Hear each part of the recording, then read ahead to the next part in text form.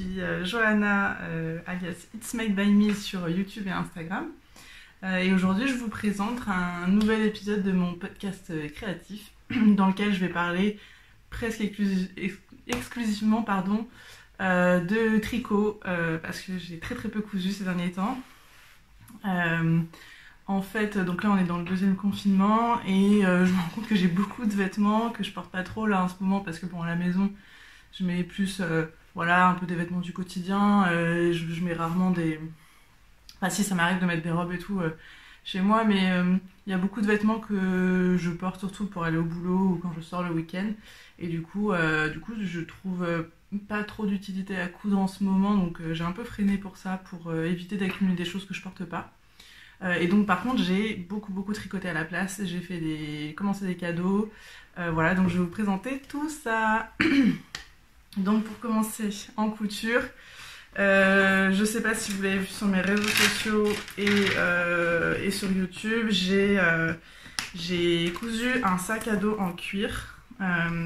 Donc j'ai fait une vidéo spéciale pour ce sac dans laquelle je vous ai fait un Get Sewing With Me. C'est-à-dire que je vous ai pris avec moi tout le long des étapes de couture, je vous ai expliqué comment j'ai fait le patron, chaque étape. Mais bon, je voulais juste voilà, pour les personnes qui n'avaient pas vu la vidéo, je voulais juste en reparler rapidement ici. Voilà, donc c'est un sac à dos en cuir que j'ai matelassé. Voilà, donc derrière il y a une petite poche et puis les anses. Et en fait, les anses glissent pour pouvoir le porter à l'épaule quand voilà. Par exemple, quand je suis dans le métro et que le sac à dos gêne parce qu'il y a trop de monde, bah du coup je peux le glisser sur l'épaule plutôt que de le porter sur le dos et gêner les gens. Voilà, donc il se ferme avec une pression et puis voilà un lien qui vient serrer, qui passe à travers des œillets. Et à l'intérieur, il y a quelques petites choses. Je vais fermer la poche, ce sera mieux. À l'intérieur, j'ai fait une petite doublure Vichy qui fait très Brigitte Bardot, je trouve. Ça me fait beaucoup penser au sac bébé de Lancel, donc bébé pour Brigitte Bardot. Et en fait, ils ont des modèles comme ça Vichy, et ça me fait très penser à ça. Voilà, donc j'ai fait une petite poche zippée de ce côté-là. Et puis de ce côté-là, j'ai fait des poches, je sais pas comment ça s'appelle, mais juste des poches comme ça, où j'ai mis un petit morceau de cuir au-dessus pour faire une finition et donner un peu d'épaisseur à la poche. Et puis en dessous j'avais mis des petits pieds de sac pour protéger. En fait au final ça fait plus joli que ça ne protège, mais voilà, ça donne une petite finition sympa. Et puis il y a un socle spécial dur pour donner voilà, un joli port au sac quand il est posé. Voilà, du coup quasiment toutes mes fournitures viennent de Déco Cuir. Alors la chaîne, c'était une chaîne qui était classique, normalement juste dorée, et j'ai passé un lacet plat que j'ai acheté chez Déco Cuir, donc je l'ai passé à l'intérieur pour faire voilà, ce petit effet un peu Chanel, et puis lui donner en fait ça donne de la force, ça la rend beaucoup plus solide. Et donc la chaîne en fait elle vient, je l'ai achetée au magasin Mode et Travaux près de Saint-Lazare. En fait c'est une des boutiques des Coupons de Saint-Pierre et qui est près de Saint-Lazare à Paris, qui s'appelle Mode et Travaux. Donc j'ai acheté la chaîne là-bas. Il y avait des mousquetons dedans, mais je les ai enlevés parce qu'en fait ils se bloquaient dans les œillets et des fois ils s'ouvraient en fait à l'intérieur de l'œillet, et du coup une fois ça a été hyper embêtant, j'ai dû mettre un quart d'heure à le débloquer. Voilà, et puis là j'ai juste mis des petites barres qui viennent stopper la chaîne dans l'œillet pour pouvoir le mettre en sac à dos, mais comme vous pouvez le voir là, en démonstration ça marche pas bien. Ça marche à certains moments, là, voilà, là ça marche, voilà, ce qui fait que quand je le passe en sac à dos ça permet de bloquer et pas avoir toute la anse qui vient d'un coup. Bon du coup bah, comme ça marche pas tout le temps, je vais mettre autre chose. En fait je pense que je vais séparer la chaîne à cet endroit là et je vais mettre plutôt un gros anneau qui va venir carrément bloquer, et du coup voilà, ce sera beaucoup mieux, mais ça je vais le faire bientôt. J'attends justement les anneaux pour le faire. Voilà, les petits embouts au bout je les ai trouvés sur Amazon il me semble. Et puis après tout le reste vient de chez Déco Cuir. Alors la doublure non, je l'avais en stock, je sais plus, ça devait être Coupon de Saint-Pierre ou Benitex, un truc comme ça, mais ça fait très longtemps que je l'ai. Voilà, et du coup tout le reste, toutes les autres fournitures viennent de Déco Cuir. C'est un super site internet pour le cuir. Ils ont vraiment, c'est pas très cher franchement. La peau, j'ai pris une peau qui fait entre, donc c'est du cuir de veau lisse, pardon, qui a un léger effet un peu grainé mais très léger. Et j'ai pris une peau qui fait entre 0,9 et 1 mètre carré, c'était les plus grandes. Et ça coûtait une trentaine d'euros, donc c'est pas très cher. Au final, le sac entier m'est revenu pour à peu près 130 euros. Donc je trouve que ça va franchement pour un sac en cuir voilà, qui est assez grand, qui est assez versatile. Après moi j'ai quand même mis plein de petits trucs qui viennent donner un peu du cachet au sac, quoi. Des petits pieds de sac, des œillets partout, ce qui fait que ça fait pas des économies mais ça donne de la gueule au sac, ça fait pas... Enfin, toutes les personnes qui l'ont vu me disent que ça fait pas fait main du tout, quoi. Ça fait assez professionnel. Et du coup, voilà, ça donne un style au sac. Là, comme ça, maintenant que je l'ai réalisé, je me dis que ça aurait été hyper sympa de mettre des studs en bas, faire une espèce de bande de studs. Les studs, c'est des clous là qu'on retrouve souvent dans des sacs un peu luxe et tout. Et j'aime beaucoup ces trucs-là. Bon, après, c'est pas grave, hein, mais c'est vrai que maintenant, je me dis que ça aurait pu être hyper sympa de faire un peu un esprit encore un peu plus rock. Ou alors, carrément, dans le rabat, de venir mettre des studs à chaque croisillon du matelassage que j'ai fait. Ça aurait été aussi très sympa. Là, en fait, j'y avais pas du tout pensé au moment où je le faisais. Et bon, maintenant, c'est trop tard parce que bah, je vais pas tout découdre. Surtout sur du cuir, après, ça laisse des traces. Mais voilà, quoi, ça aurait pu être sympa. C'est une idée si jamais ça vous tente de faire un sac en cuir. Voilà, du coup, ce petit sac. Bon, j'ai fait une vidéo dédiée, donc je vais pas en parler plus. Mais du coup, je voulais le montrer au cas où vous n'aviez pas vu ça sur ma chaîne. Voilà, donc il y a une petite vidéo Get Sewing With Me qui vous permet de suivre un peu toute sa fabrication et de voir tout ce que j'ai fait. J'y ai mis plein de conseils pour coudre le cuir. Voilà, enfin, bref, elle est très riche. Je pense que c'est intéressant si vous aimez ça. La couture du cuir, ça va vous intéresser. J'ai fait autre chose aussi, c'est pour mon copain. Je lui ai fait un pantalon un peu confort d'intérieur, mais joli en même temps, pour le télétravail, voilà, pour avoir une tenue confortable pour la maison. Donc en fait, je suis partie du patron Le Culotté DBG, qui est un patron de chino qui est vraiment très sympa. J'aime beaucoup, je lui avais fait un pantalon avec qu'il adore, qu'il met énormément, il lui va très bien, la coupe est super jolie. Et en fait, normalement, c'est un pantalon chino, donc avec une ceinture, une braguette et tout.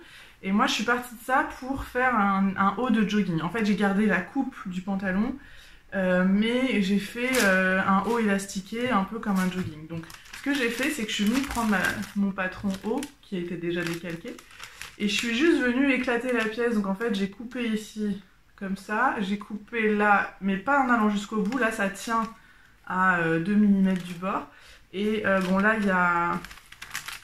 Est-ce que je peux enlever le scotch facilement? Là, je peux l'enlever facilement, je pense.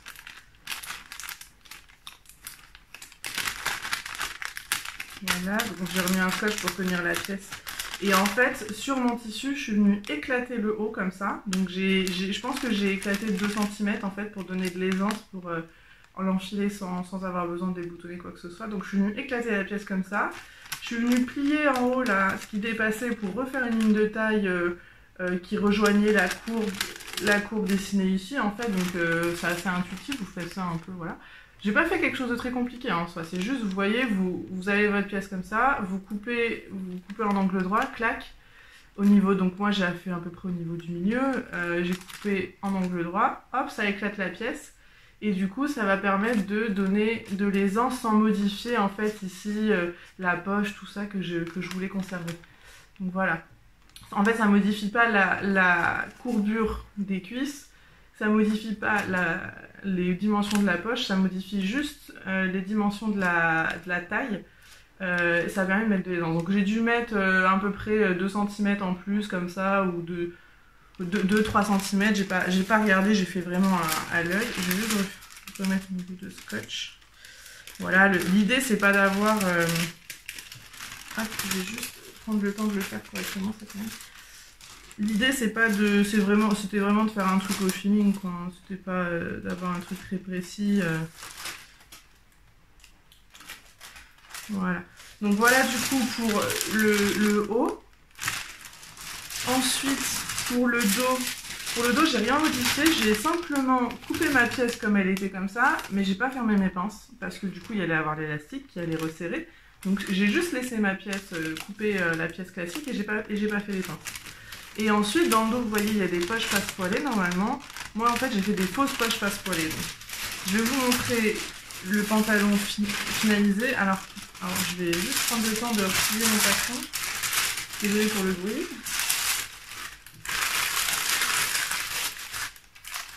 Hop. Si ça fait trop de bruit, je baisserai le son au montage pour cette partie-ci. Hop, tac, voilà. Très pratique les pochettes DBG parce qu'en fait elles sont scratchées et on peut mettre les pièces du patron dedans, c'est vachement pratique. Donc en fait du coup, vous m'excuserez, le pantalon n'est pas... j'allais aller partir à la machine et je l'ai pris in extremis juste pour faire le podcast, donc bah, dessus il y a un peu des poils de chien et tout. Voilà, donc désolée, mais au moins vous verrez ce que j'ai fait.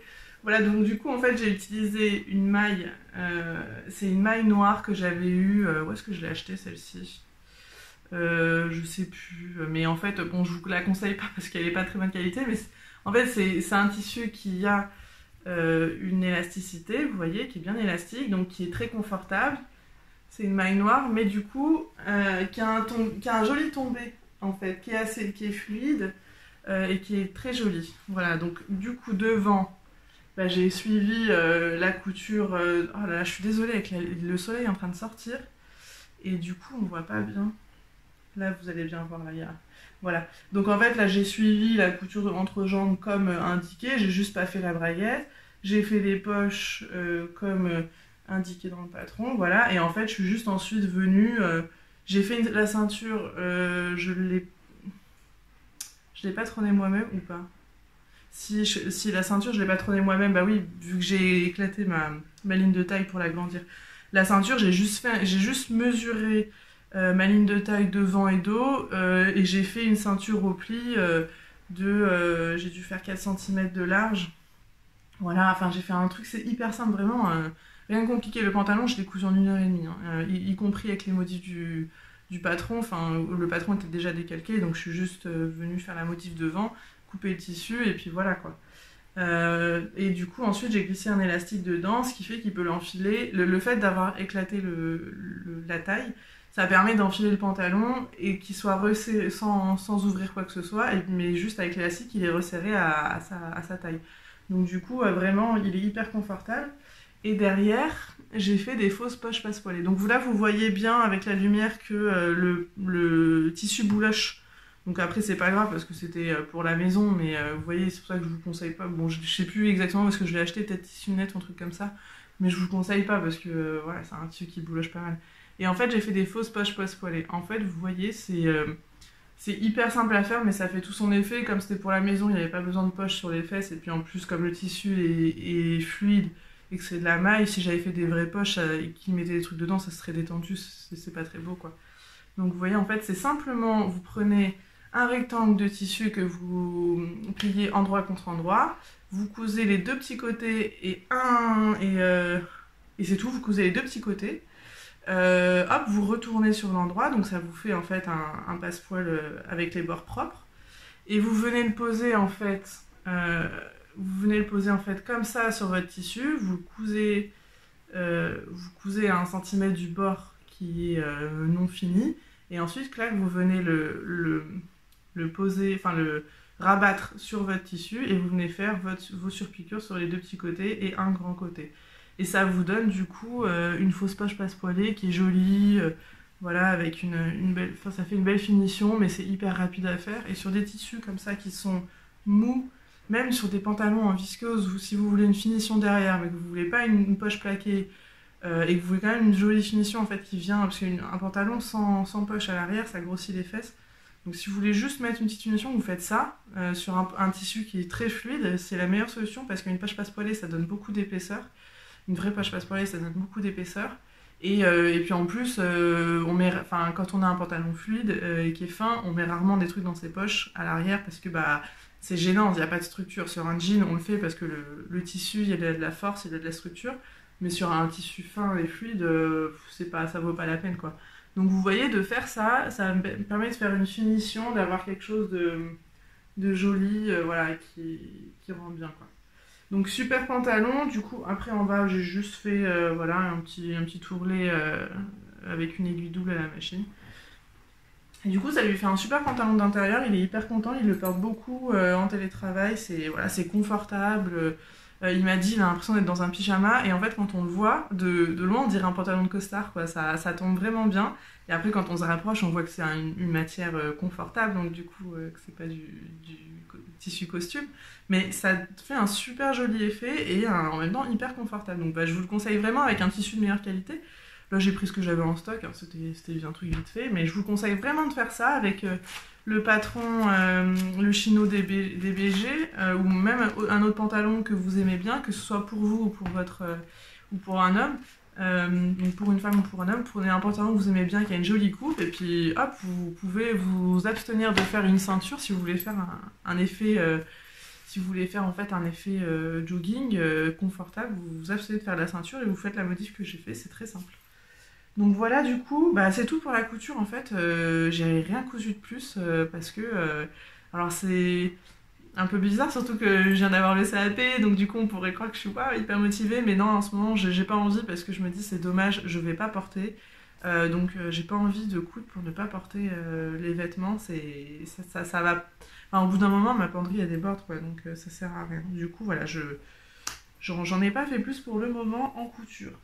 Maintenant, en tricot, par quoi je commence? Je commençais par une écharpe que j'ai tricotée il y a pas longtemps et que je voulais montrer en cours, mais j'ai oublié de vous la montrer finie au précédent épisode, et du coup je me suis dit que j'allais vous la montrer rapidement ici.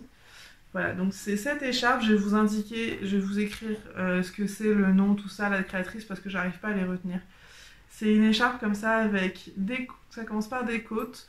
Ensuite, vous avez des chevrons faits avec des torsades. Et puis ensuite, voilà, donc un effet un peu dilution. Il y en a 3 très rapprochés, puis ensuite 3 éloignés. Et ensuite, il n'y a rien. Sur tout le reste, il y a juste des côtes, enfin, voilà, un tricot de côte. Et puis ensuite, on retrouve de l'autre côté cet effet de chevrons torsadés et les côtes qui sont faites ensuite.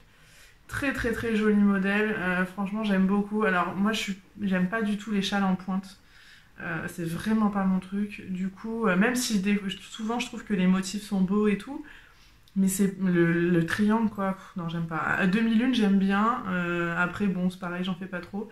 Mais du coup, mais ce que je préfère c'est quand même juste les rectangles, quoi, la forme écharpe, je trouve ça beaucoup plus pratique. Voilà, et du coup, vous voyez elle est assez large. Je ne saurais pas vous dire combien de centimètres elle fait. Est-ce que j'ai mon mètre là? Ouais, j'ai mon mètre. Elle fait 30, ouais, 40 cm à peu près. Ouais, c'est ça. 40 cm de large et en longueur. Alors là, j'en ai aucune idée.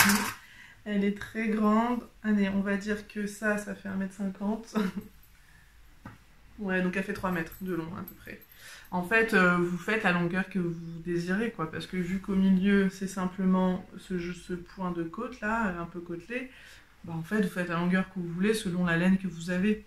Et moi, ce que je voulais, c'était une grande écharpe, parce que j'aime bien les porter, faire ça. Alors, soit faire plein de tours, soit simplement faire ça, et du coup, avoir, voilà, le motif qui ressort ici, quoi. Et puis ici, avoir... Et j'aime bien, franchement, elle est très sympa. La laine, c'est...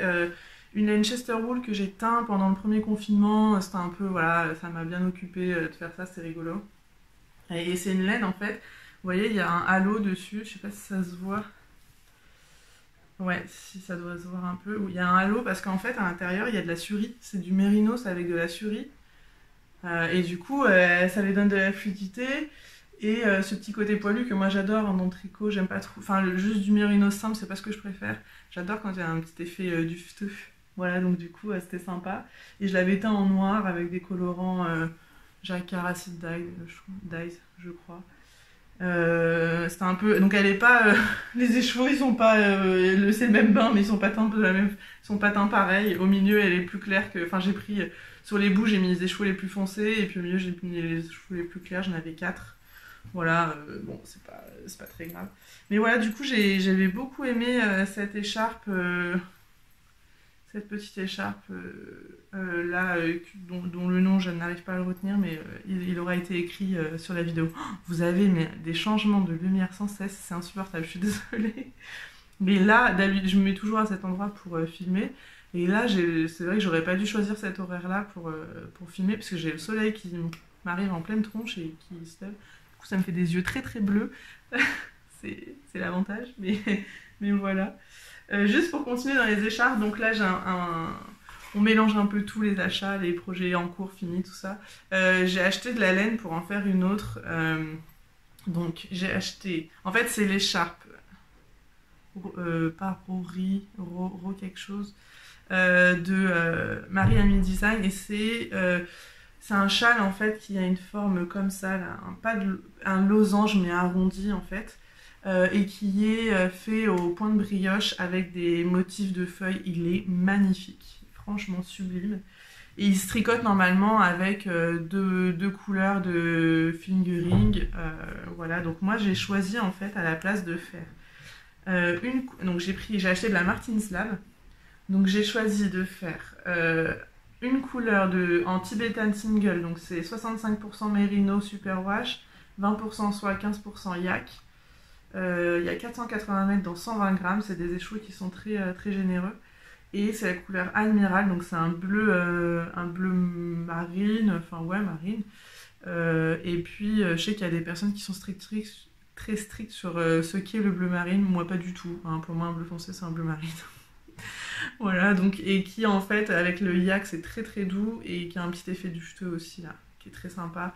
Donc j'ai choisi de faire une couleur comme ça, et l'autre couleur, je vais la faire en mohair. Donc c'est Siki Mohair, c'est 72% mohair, 72% mohair, 28% soie, 420 mètres dans 50 grammes, c'est la couleur Wandering, donc c'est un espèce de bleu, comment dire, bleu... En fait, c'est un mélange entre les couleurs un peu teal, vous savez, les couleurs un peu bleu océan, là, un peu foncé, et un peu canard, en fait, et un mélange entre un bleu un peu plus turquoise, enfin, je sais pas. Là, alors, attendez, là, vous avez, je pense, la bonne couleur. Et donc, en fait, je vais tricoter le mohair en double. Donc, il y aura une des couleurs, au lieu d'avoir deux brins de fingering classique, j'ai une couleur en mohair double comme ça et une couleur en Tibetan single comme ça. Et du coup, ça va faire un effet, en plus avec les changements de couleur et de motifs du châle, ça va faire un effet de matière. Vu qu'il y aura un des brins qui forment les feuilles là, qui sera en mohair, et l'autre qui sera sans mohair, juste le Tibetan single. Mais comme il a un effet dufteux, je pense que ça fera bien. Voilà, donc du coup, ça fait ça. Donc j'ai 3 écheveaux. C'est un châle qui m'a coûté un bras, hein. Clairement, j'ai jamais fait... Enfin, j'achète rarement... tout d'un coup comme ça, mais là il y avait 20% de réduction chez Martin's Lab quand j'ai acheté, donc j'ai fait ça. Du coup j'ai 3 écheveaux de mohair et 2 de Tibetan single. En fait il faut 600 mètres de chaque couleur. Donc là du coup j'ai 600 mètres de, un peu plus peut-être, de mohair, et puis et là j'ai du coup presque, ouais, j'ai plus de 900 mètres de... Donc je vais avoir des restes, mais c'est pas grave, je ferai peut-être un bonnet ou un truc, on verra. Si j'ai assez pour faire autre chose, mais voilà, du coup ça va être hyper beau. Franchement j'en ai pour là, j'en ai eu pour 100 balles, pour 100 euros, et encore normalement ça aurait fait 120, je crois, un truc comme ça, sans la solde. Mais franchement ça va être trop beau. Je me suis dit allez, je me fais un petit kiff. Le confinement ça m'a mis un coup au moral là, et du coup je me suis dit allez, je me fais un petit kiff. J'ai pas envie de me faire un pull pour moi, il y en a un qui est en cours, bientôt fini, donc j'avais vraiment envie de me faire ce châle, j'en tricote pas beaucoup. Et du coup là ça va être, je pense que ça va être trop trop beau. Donc vous verrez ça dans les prochains projets.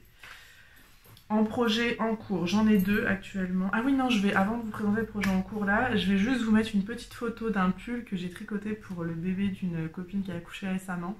C'est le Anchor Sweater. Oh là là, purée, je suis éblouie. C'est le Anchor Sweater de petite... Voilà, je vais mettre comme ça. Le Anchor Sweater de petite knit. En plus, ça vous laisse la place pour la photo, c'est parfait. Voilà, donc j'ai tricoté avec un reste de laine d'Ererum Natura qui est la Pénélope, il me semble. Donc c'est leur base où ils mélangent leur laine avec leur mérinos cardé avec de la soie. Et du coup, elle est très douce. Franchement, j'adore cette laine, elle est trop belle. Elle est assez élastique, donc très agréable à tricoter. Par contre, faites attention, en fait, elle se détend pas au blocage. Votre pull, votre projet, il va rester à la taille qu'il a, il va juste changer de forme. Mais ne pensez pas qu'il va prendre en longueur, parce que comme elle est très élastique, en fait, ça prend en longueur et ça remonte ensuite. Je me suis déjà fait avoir sur des pulls que j'ai tricotés avec au lavage en me disant oh là là, il a pris en longueur, c'est trop bien. Je m'étais dit justement en anticipant qu'elle était élastique, je m'étais dit bon, il va prendre en longueur, je vais m'arrêter là. Au lavage, il avait pris en longueur et en fait, dès qu'on le porte, clac, ça remonte parce que comme elle est élastique justement, donc elle reprend son élasticité. Donc faites attention avec cette laine, il faut tricoter la longueur que vous souhaitez. Et donc du coup, j'ai fait ce petit pull body en fait de petite knit, franchement trop mignon. Vraiment, c'est un très très très joli modèle, facile à faire, avec des belles finitions. Vraiment, ça change des pulls un peu fil d'art pour enfants qu'on voit, ou pour tricoter un pull pour enfants, ils font un thé, franchement, une forme de thé quoi. Enfin, c'est pas très joli. Là, vraiment, on a un yoke qui se tricote en côte avec des augmentations entre chaque section de côte, ce qui fait que ça décale les côtes, donc ça fait un effet très très mignon, un beau motif. Et puis ensuite, on finit avec une fin de raglan. Franchement, les finitions sont trop mignonnes, c'est très rapide à tricoter. J'ai dû mettre une petite semaine. Et puis vraiment, j'ai adoré tricoter ce petit projet. La maman est ravie. Donc vraiment, je vous le conseille tout à fait. C'est un chouette petit projet pour enfants. Dans les projets en cours, du coup, j'ai un pull que je peux pas encore finir pour le moment parce qu'il manque une partie de la laine et donc ça va bientôt arriver. Donc c'est ce pull, voilà, que j'ai un peu créé. En fait, je suis partie du pull loose de Atelier Émilie Louis, mais j'ai pas suivi ses explications. Oh là là, je suis éblouie, ça me saoule. J'ai les yeux qui pleurent là, ça y est. Est-ce que... Ah, je vais peut-être bouger un peu. Ok, je me suis mis dans mon canapé parce que ce sera mieux. Au moins, je vais arrêter de plisser les yeux. Là, j'étais beaucoup trop éblouie. Du coup, j'étais en train de vous présenter donc mon projet en cours. Voilà, donc, je suis partie du pull luce de Atelier Émilie, mais j'ai pas trop suivi les explications. En fait, je voulais faire... Mon idée, c'était de faire ce motif de coquille qu'on trouve sur un pull qui est dans un bouquin. Là, c'est le Knitted Book, qui est un gilet, pardon, c'est un gilet dans le Knitted Book avec ce motif coquille que j'adore. Il est trop mignon, mais c'est le seul truc qui me plaisait dans le Knitted Book. J'avais pas envie du coup de l'acheter juste pour ça. En plus, je me suis dit, je vais bien réussir à faire un motif un peu similaire. Et donc, du coup, je me suis dit que j'allais essayer de faire le motif et prendre un autre pull. En plus, le gilet, il était crop. Bon, ça c'est pas grave, on peut rallonger, mais la forme, elle était un peu large, un peu informe. Je me suis dit que c'était pas forcément ce que j'allais préférer. Donc, il valait mieux que je parte d'autre chose. Du coup, je suis partie du pull loose de Atelier Émilie, qui est un très beau pull, mais ce qui était un peu embêtant, c'était que la répartition des mailles, en fait, au moment où on place les mailles de raglan, il n'y a pas le même nombre de mailles devant et dos. Et du coup, ça me gênait pour faire mon motif. Donc, ce que j'ai fait, c'est que j'ai gardé le même nombre de mailles qu'elle nous avait demandé de monter pour faire le col. Et j'ai juste réparti, j'ai gardé le même nombre de mailles pour les manches. Et j'ai juste équilibré entre dos et devant pour qu'il y ait le même nombre de mailles. Et ensuite, je suis venue placer ce petit motif. Donc, j'ai réussi en fait à faire. Alors, je sais pas si c'est exactement celui du pull coquille, mais ça y ressemble beaucoup. En même temps, j'ai passé du temps, même mon copain y a passé du temps pour qu'on réussisse à faire une charte identique. Et là, vous le voyez bien. Et donc, je suis venue faire donc c'est des jetés, des mailles torse et puis des mailles ensemble. C'est hyper simple à faire. Pas du tout compliqué, ça se retient bien. Voilà, donc là j'ai fait tout le corps. Et autre petit changement, sur le raglan, je suis venue placer des petites noppes. Donc j'ai fait pareil dans le dos. Des petites noppes. Et puis voilà, donc c'est rigolo, ça fait un peu un effet perle de culture avec les coquilles, j'aime bien. Je trouve, en fait c'est mon pull la petite sirène. Et je suis juste venue également créer une petite fente dans le haut du dos parce que j'avais peur que ma tête passe pas. Et puis ça fait une petite finition mignonne aussi. Voilà, donc pour faire la fente, j'ai suivi les indications que Atelier Mini indique pour faire le devant de... Ah, c'était le gilet loose, c'est pas le pull que j'ai acheté, en plus c'est le gilet, donc je me suis vraiment mise en difficulté. En fait, j'ai suivi les explications de l'icord qu'elle fait pour finir les bords de son gilet. Et c'est très sympa, enfin ça fait un petit icord, c'est pas un icord habituel je trouve, je sais pas si on le voit, ouais.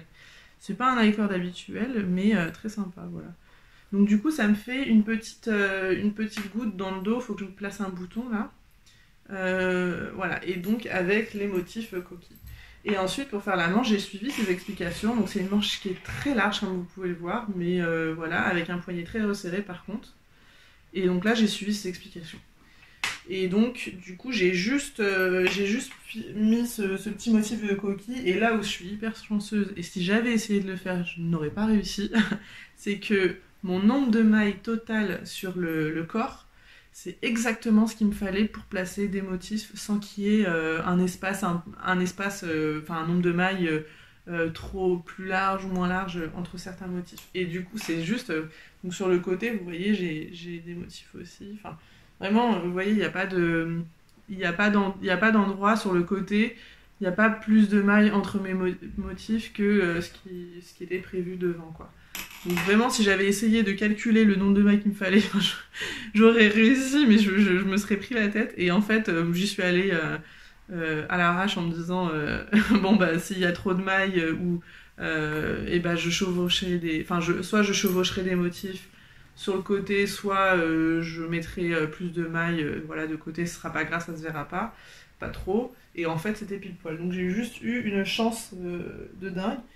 Voilà, du coup, ça me fait... c'est mon pull, la petite sirène. Ah oui, petite sirène, parce que aussi, les laines que j'ai utilisées, c'est un mélange de suri que j'avais acheté chez Chesterwood, il m'en restait, et j'ai dû en recommander, parce qu'en fait, je pensais que j'allais en avoir assez, mais non. Donc j'avais dû recommander quand même. Donc ce pull, c'est la deuxième fois qu'il en pose, hein, à cause de manque de laine. Donc là, du coup, j'ai acheté assez de suri, mais en fait... Comme j'aime pas trop l'effet de la suri seule, parce que déjà ça se détend énormément, c'est mou, voilà, donc j'aime pas trop. Et qu'en plus, quand on le tricote en 4 mm, bah, c'est joli, mais il y a quand même pas mal, c'est très irrégulier. Je me suis dit que pour rendre le tricot plus régulier, j'allais mettre un fil de mohair. Et j'ai acheté, et c'est celle qui me manque actuellement, j'en ai recommandé là, j'ai acheté c'est des cônes de mohair de la droguerie, qui s'appelle, c'est pas la plumette de la droguerie, c'est... Je vais vous l'écrire, mais je sais que le coloris s'appelle Bulle de Champagne, et en fait c'est un mohair dans lequel il y a également un fil à paillettes. Je vais vous montrer le mohair seul, c'est ça. Et je pense que vous n'allez pas le voir, le fil à paillettes, parce qu'il est assez discret au final, hein. Il y a un fil à paillettes qui fait des paillettes vert, bleu, tout ça, mais ouais, non, ça se voit pas. Et sur le tricot en vrai, ça se voit, mais à peine, c'est très très très léger. Ouais. Je pense que ça se voit pas à la caméra. Peut-être si je fais un peu d'ombre. Ah si, je crois que vous voyez des petites paillettes une fois de temps en temps. Mais c'est très discret parce que en fait, la surie vient étouffer la paillette. Mais du coup, j'aime bien le mélange des deux parce que ça fait un petit brillant extrêmement léger. En fait, quand on le regarde en vrai, on voit qu'il y a des petites touches de brillant une fois de temps en temps, mais c'est très léger, donc c'est pas trop, ça fait pas Noël, quoi. Et c'est pour ça que c'est mon pull la petite sirène, parce que ça fait le fil pailleté a des reflets verts, en fait. Donc je sais pas, je trouve que les coquilles, les petites noppes ici qui font des perles, plus les petits reflets verts une fois de temps en temps, je trouve que ça fait très Ariel, la petite sirène. Voilà, j'adore mon pull, je le trouve trop mignon. Alors après, le raglan, il est assez long. Voilà, donc ça fait un pull assez loose, mais en fait, franchement, il va bien. C'est sympa. Ça fait un effet très loose, mais c'est sympa. Voilà, donc du coup, j'aime beaucoup. Je vais voir, je vous dirai, une fois qu'il sera fini et lavé, je bloque pas vraiment, mais en fait, mes pulls, je les bloque pas. Ce que je fais, c'est que je les lave et je les étale à plat, je les étale bien en leur donnant leur forme, et en fait ça suffit, je les épingle pas, quoi. Mais je vous dirai une fois qu'il est lavé et séché à plat comme ça, si le fait d'avoir mis un fil de de mohair qui en plus a un fil de paillettes, donc ça rigidifie vraiment, il n'y a pas d'élasticité, je vous dirai si ça a permis de contrôler la surie. Normalement oui, normalement je pense que ça va vraiment permettre de contrôler la souplesse de la surie qui fait qu'elle s'étend beaucoup trop. Donc voilà, franchement j'adore, j'ai hâte de le finir, là je l'avais mis de côté et c'est vrai que j'étais passée, je m'étais motivée pour faire autre chose et c'est vrai que de le revoir, là, de le déplier et tout, de le voir le corps fait, une manchette et tout, ben, le fait je le trouve trop beau, j'ai hâte de le finir. Donc là j'ai recommandé ce matin la laine qui me manquait à la droguerie et c'est des petits cônes de laine qui sont pas très chers en plus, ça coûte 12,50 € le cône. J'en avais acheté 3 là, du coup ça m'en fera 4 en tout pour le pull. Et bon, bah, c'est quand même un pull qui va me revenir encore à 100 € quoi, si on fait le compte. Mais vraiment très sympa quoi. Enfin, voilà, je suis trop contente de ce petit pull très féerique, très Ariel. Voilà pour celui-ci. Un autre projet en cours que j'ai. Oh là là, c'est. Ouais, un autre projet en cours que j'ai. Donc, c'est un pull que j'ai commencé pour mon copain. J'espère qu'il sera fini pour Noël, mais bon, si il n'est pas fini pour Noël, c'est pas très grave. C'est le So Basic Sweater de Maxime Cyr. Il me semble que c'est un Canadien.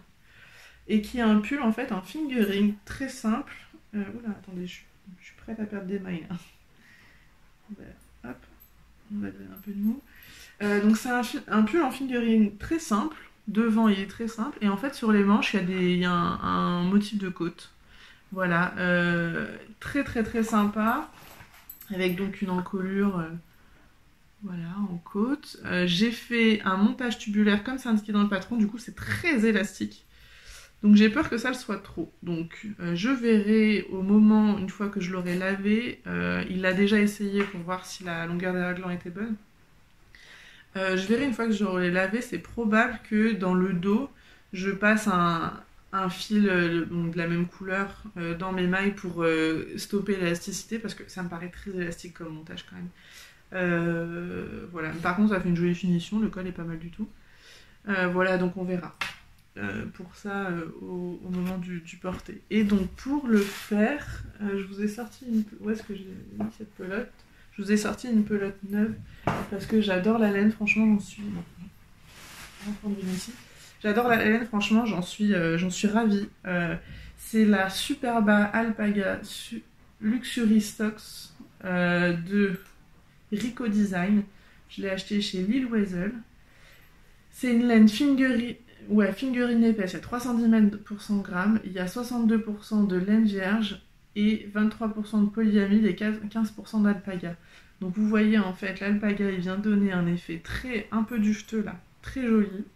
En fait c'est une laine à chaussettes normalement. Mais je me suis dit, j'avais envie de faire un pull pour mon chéri qui a ce petit côté duveteux que j'aime bien dans les pulls que je me fais, mais pas autant parce que moi je mets du mohair, du coup c'est assez féminin au final, je voulais pas ça, je voulais juste un léger, en fait un peu comme les pulls en cachemire, il y a un léger duvet dessus. Et quand j'ai vu cette laine, je me suis dit mais elle est parfaite, franchement, donc c'est un peu une sport on va dire, normalement c'est du fingering le pull, mais bon il va être juste un poil plus épais.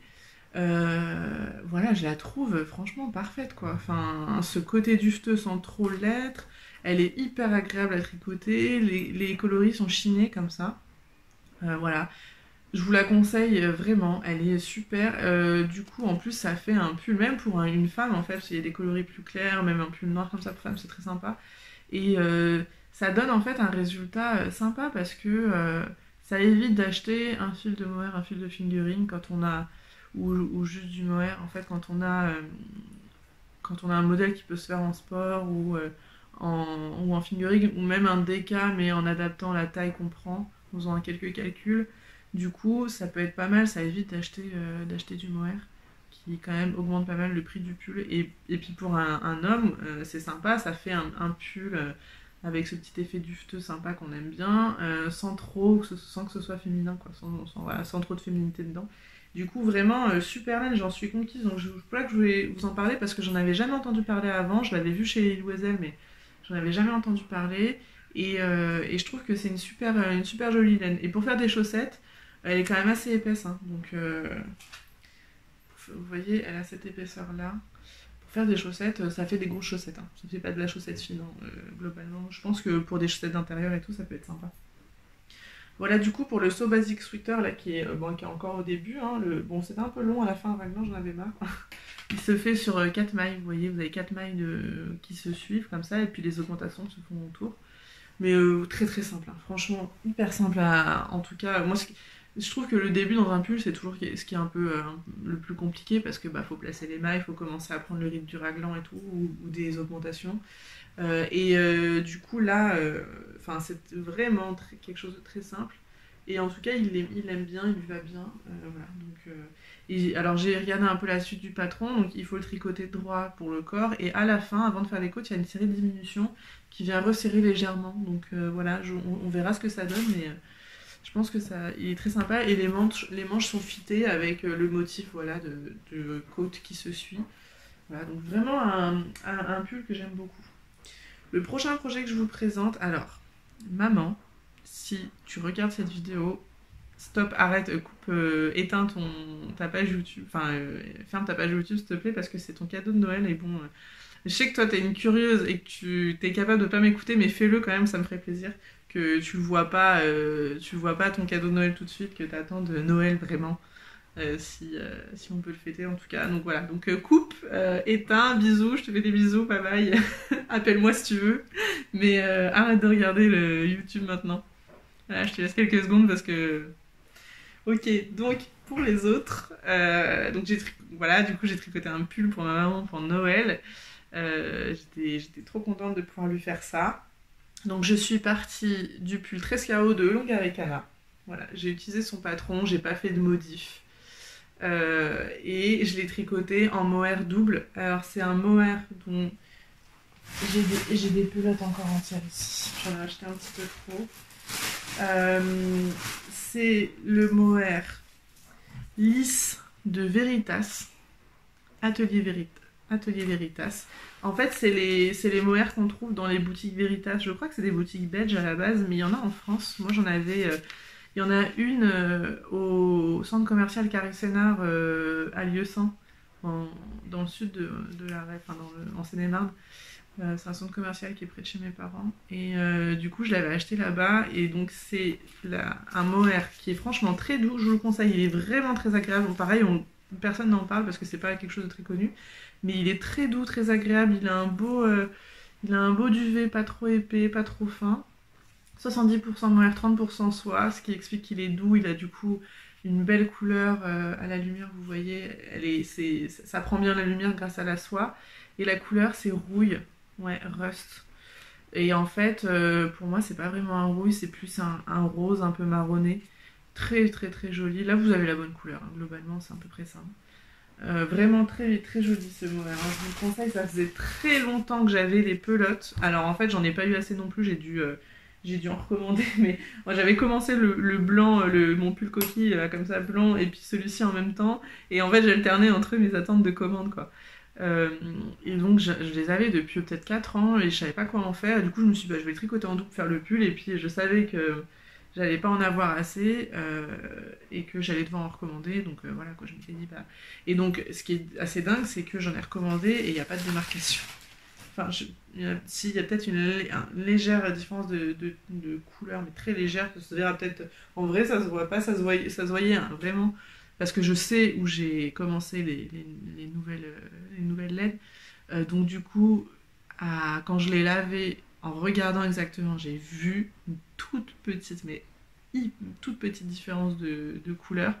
Et en fait, en vrai, ça se voit pas du tout, maintenant qu'il est sec. Donc du coup, c'est le Trescao. Donc je l'ai pas fait crop, je l'ai fait vraiment long. Et j'ai quand même fait les rangs raccourcis dans le dos pour faire une longueur plus importante dans le dos. Je pense que ça, ma mère, elle va aimer. Mais c'est pas... c'est la différence. Vous voyez, c'est pas beaucoup plus long, mais c'est sympa, ça ajoute un petit truc. Du coup, j'ai suivi le col, les indications, pour faire le col en point mousse. J'ai fait le bas en point mousse également, comme dans les indications du patron. Le raglan, j'ai fait le même que... En fait, j'ai rien changé. Hein. J'ai juste... voilà, j'ai fait les poignets en point mousse aussi. Et le seul truc que j'ai changé, c'est que du coup, en fait, quand j'ai tricoté ma manche, une fois les diminutions finies, j'avais déjà dépassé la longueur qu'il aurait fallu pour commencer le point mousse. Donc du coup, mon point mousse est moins long. Je crois qu'il doit être long comme ça, à peu près le point mousse de Longaricana. le poignet. Et moi, du coup, il est moins long, mais c'est pas grave. Enfin, franchement, c'est vrai que j'aimais bien le poignet, la partie poignet en point mousse très large de Longavecana. Du coup, c'est moins large, mais c'est quand même joli. Et, euh, et ça fait un effet, ouais, ça fait très sympa ce petit petite finition. Au début, c'est marrant, quand elle l'a sorti, j'aimais pas trop. Et en fait, là, je me suis dit que c'était très mignon et que ma mère, je pense qu'elle va beaucoup aimer ce pull avec ces petites finitions comme ça. Et du coup, en fait, c'est parce que Longavecana, quand elle fait ces diminutions sur ses pulls, elle vous donne pas un nombre de rangs à faire, elle vous donne un nombre de centimètres à faire entre chaque diminution. Ce qui est assez pratique parce que ça évite de devoir sans arrêt compter. Enfin, moi, ce que je fais, c'est que je les fais. Et puis, quand j'arrive à peu près au nombre de mailles voulues, je recompte mes mailles et je me dis, ah oui, il reste encore une ou deux diminutions à faire. Ou, enfin, vous voyez, je m'embête pas à noter ou à compter avec un compteur mes mailles. Et du coup, c'est pas mal, mais sauf que, donc là, je crois que c'était tous les 1,5 cm pour cette taille-là, qu'il fallait faire les diminutions, et en fait, bah, je pense que je devais être à 1,7 ou à 2 cm parfois, et du coup, bah, ça fait que ma manche était plus longue que ce qui était prévu, mais bon, c'est pas grave, au final, elle a quand même la bonne longueur, donc voilà, c'est pas grave du tout. Voilà, du coup, pour ce pull Trescao, très sympa, ce mohair, je vous le conseille, il est très très joli. Il faudrait que je vous fasse une vidéo spéciale mohair où je vous parle des mohairs que je préfère et des mohairs que j'aime pas.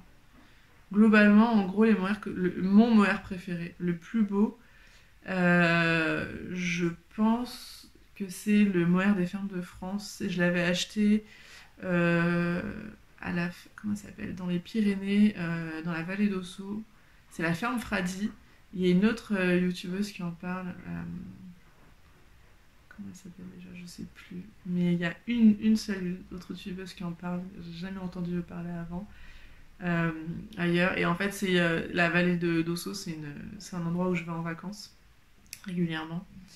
Et la famille de mon copain vient de là-bas et du coup on y va régulièrement, c'est magnifique franchement. Si vous cherchez un coin dans les Pyrénées où faire des randonnées qui soient très belles, sans être extrêmes, sans être trop compliquées, vous avez de tout, en fait, vous avez des très faciles, vous avez des difficiles, des moyennes, etc. Mais vraiment toujours les randonnées sont sublimes, vous croisez mais plein d'animaux, plein de...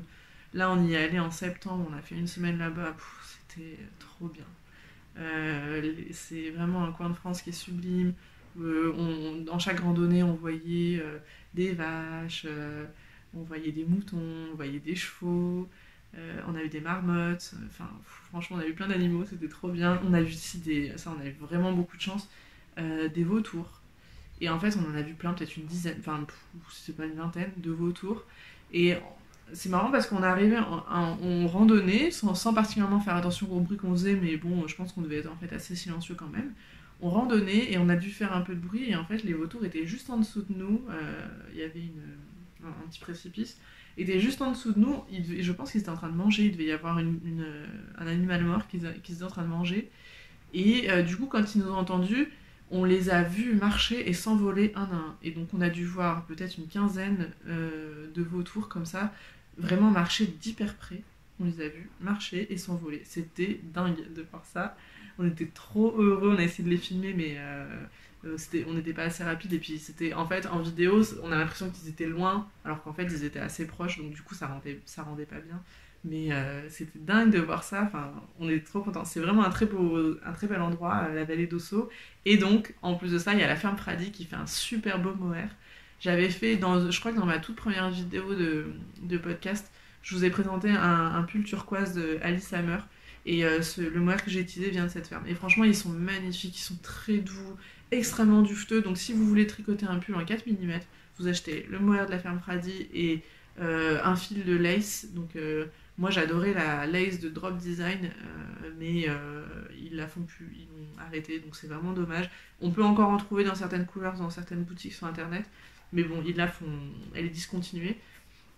Et en fait, vous achetez un fil de lace que vous associez à ce mohair-là, ça vous fait un super beau pull en 4 mm qui reste souple, aérien, mais pas transparent, quoi. Enfin, moi je le porterai en dessous, on voit peut-être légèrement le soutien-gorge, mais quasiment pas, quoi. Et si vous mettez un soutien-gorge cher, on le voit pas du tout. Et vraiment, c'est mon mohair préféré, il est très très très dufteux, mais quand même fin, vraiment un fil lace, quoi.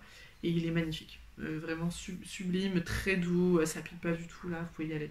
Après, j'adore les mohairs comme ça, des teinturiers indépendants. parce qu'en général, ils sont très doux. Là, celui-ci, c'est la première fois que je vais le tester, donc je vous referai un retour. Mais celui que j'aime beaucoup, c'est celui de Yarn by Simon. Il est très doux, très dufteux aussi. Vraiment, c'est une caresse sous la peau. Là, c'est pas possible de le trouver piquant. Enfin, franchement. Après, moi, je suis pas une hypersensible. Quand j'ai un truc qui me pique, ça va me piquer 1 minute et puis après, je le sens plus de la journée. Donc, je suis assez chanceuse pour ça. Mais je pense pas que ça soit possible de trouver le mohair de Yarn by Simon piquant. Franchement, voilà. Donc vous me direz, dites-moi dans les commentaires si vous le trouvez piquant. Donc je pense que celui-ci c'est un peu la même veine. Hein. C'est un peu, je pense qu'ils doivent tous se fournir un peu au même type d'endroit. Et vous voyez, il est assez dufteux aussi. Il est fin, mais il a l'air d'avoir pas mal de poils aussi. Et il est très doux au toucher. Donc je pense qu'il va être agréable à porter près du cou aussi. Et l'Ayak de Martin's Lab elle pique pas du tout. Hein. Donc sur le coup ça va être sympa aussi. Autre mohair que j'aime bien, les mohairs de Langue. En plus, ils ont des très très belles couleurs. Ils ont l'air très doux. Alors, je crois que j'en ai jamais tricoté en fait. Mais ils sont très doux en tout cas au toucher. Celui que j'aime le moins, c'est celui de Drops. Alors, il est pas cher. Il a un rendu sympa, mais il pique un peu. J'ai un pull avec ce mohair. Bon, je le mets, hein, comme je vous disais.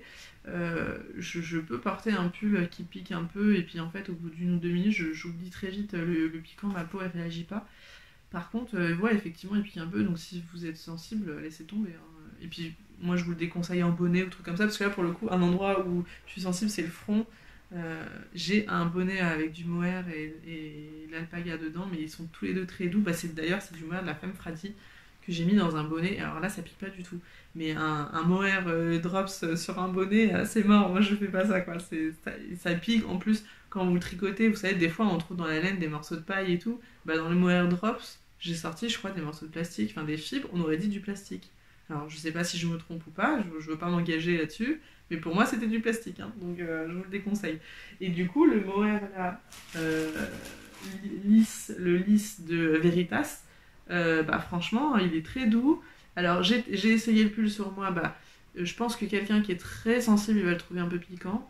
Moi, là, comme ça, vous voyez, ça me pique 2 secondes. Mais vraiment 2 secondes, hein, pas plus, et après je le sens plus. Enfin, moi je le trouve très doux, franchement, c'est un mohair qui me dérange pas du tout. Voilà donc du coup pour ce pull qui est fini. Voilà. C'est dommage, je voulais le présenter en dernier, j'ai oublié que j'avais un dernier projet à vous présenter, mais c'est pas grave, ma mère elle les a déjà vus 2 jours là, je lui ai envoyé plein de photos. C'est des chaussons que j'ai fait et dont je suis trop contente. Alors franchement je suis trop ravie de ces chaussons, je les trouve trop beaux. En fait j'ai acheté ces semelles, c'est du cuir. Oh là là, et encore, purée ce soleil quoi. On va se plaindre d'avoir du soleil au mois de novembre. Donc c'est des semelles en cuir que j'ai acheté sur le site de Mondial Tissu, c'est la marque Prime qui fait ça. Donc ça c'était la pointure 39, 40, 41, moi je fais un 41.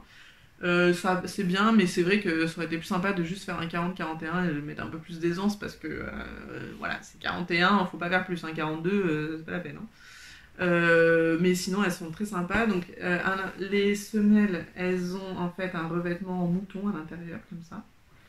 Et elles sont en cuir. Mais c'est vraiment du cuir, ça sent bien le cuir. Mon chien, quand il a senti ça, il était fou. D'ailleurs, je l'ai vu choper mes chaussons pendant que j'ai tricoté. Il a chopé une semelle et puis après il a chopé le mohair aussi que j'ai mis. Je lui ai dit, toi tu vas vite te calmer. Hein. Il fait jamais ces trucs-là. Normalement, en fait, c'est un chien qui a eu des mauvais traitements avant que je l'adopte. Je l'ai adopté, il avait 4 ans, j'étais sa 4e maîtresse. Vous vous rendez compte quand même à quel point les gens peuvent être mauvais. Et c'était un chien de chasse, au tout début c'était un chien de chasse en Corse, il était maltraité, mal nourri. Et ensuite il a été adopté plusieurs fois et abandonné parce que les gens ils adoptent des chiens en pensant, enfin, comment dire, sans se rendre compte s'ils seraient capables ou pas d'élever ce chien en particulier. Et le mien, c'est un chien qui est très compliqué, qui a été maltraité, il est extrêmement peureux, il a une peur bleue des enfants. Mais vraiment, on pense qu'il a été battu devant des enfants. Je pense pas qu'il ait été maltraité par des enfants, mais plutôt battu devant des enfants. C'est un truc qui se fait. Je crois que ça se fait pas mal avec certains chiens de chasse. Alors, je veux pas mettre tous les chasseurs dans le même panier parce que moi, je connais des chasseurs qui ont des chiens et c'est l'amour de leur vie. Enfin voilà. Là, j'étais allée voir une comportementaliste quand je l'ai adoptée et c'était une comportementaliste corse et elle connaît du coup la situation de ces chiens qui sont élevés en Corse. C'est des chiens qui sont élevés en meute. Et donc elle m'a un peu raconté et ils n'ont pas de bon traitement du tout. Et elle m'a dit que ce truc de les battre devant des enfants, c'est assez commun. Voilà, donc du coup, c'est un chien quand je l'ai adopté, donc j'ai adopté il y a 3 ans et demi, qui était mais extrêmement peureux. Franchement, il a mis 1 an à vraiment me faire confiance. Hein. 1 an, et pendant plus de 6 mois, j'étais obligée de le porter pour l'emmener se promener. Et il voulait pas descendre les escaliers de chez moi. J'étais dans un appart, c'était une grande maison qui était séparée en appartement. Il voulait pas descendre les escaliers de mon étage. Il voulait pas les monter. Et pour ça, pendant plus de 6 mois, j'étais obligée de le porter matin et soir, 2 fois à chaque fois, aller-retour, pour aller le promener et le rentrer, parce qu'il avait une peur bleue, il voulait pas. Le seul endroit où je pouvais l'approcher, c'était sur le canapé. C'était le seul endroit où il s'est approché, et toujours extrêmement gentil, mais extrêmement peureux et bouleversé de la vie, quoi. Et aucune confiance en lui, en fait. Il fallait vraiment travailler pour lui redonner confiance en lui.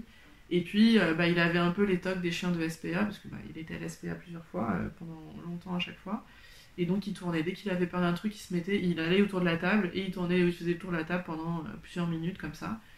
Vraiment un chien traumatisé. Et donc du coup, c'est un chien qui joue pas beaucoup. Maintenant il se met à jouer, il a des jouets qu'il adore et qu'il défonce, mais c'est pas un chien qui joue beaucoup. Et quand j'ai tricoté ses chaussons, il a jamais mangé les chaussures, les chaussons et tout. Il m'a piqué mes semelles parce que en fait, l'odeur du cuir, vu que c'est du vrai cuir, ça le rendait dingue, quoi.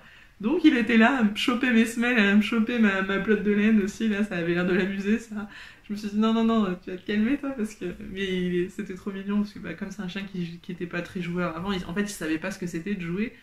Maintenant il a appris, et du coup c'est rigolo de voir ça, quoi. Ça permet vraiment de voir son évolution, c'est mignon. Bon, bref, je finis cet aparté sur mon chien, je pense que ça n'intéresse pas forcément tout le monde. Donc du coup, semelle prime que j'ai acheté chez Mondial Tissu. J'ai acheté ce tissu moumoute, la mouton, chez Mondial Tissu, mais alors c'est d'une douceur. Oh, franchement, il est trop doux. Et la laine que j'ai mis là, c'est du mohair de Yarn by Simone, mais attention, ce n'est pas son mohair lace, c'est son mohair DK. En fait, c'est un fil équivalent DK entièrement en mohair, qui est... Mais alors, je déteste tricoter ce fil. En fait, je l'avais acheté pour me faire un gros sweat à capuche que je vous avais présenté dans mon tout premier épisode de podcast. C'est une plaie à tricoter, ce truc. D'ailleurs, elle a arrêté elle l'a maintenant, il est en solde. Les pelotes sont à 14 € sur son site. Ils sont soldés parce que je pense qu'elle arrête cette base. Oh, mais alors, mon Dieu, ça fait mal aux mains parce qu'il faut mettre de la force, ça accroche, c'est l'enfer. Donc vraiment, là, je suis contente, j'ai quasiment fini. Il me reste juste je l'ai pas là, j'ai dû l'arranger. Il me reste la fin d'un écheveau là. Plus jamais ces fils-là, les DK en mohair, moi j'arrête, plus jamais ces trucs-là. Par contre, pour faire ces chaussons, c'était super. Enfin, je suis très contente du rendu, voilà, avec ces petits poils de mohair.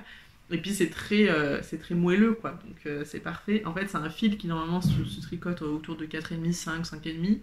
En aiguille, voilà, 5, 5,5, 4,5.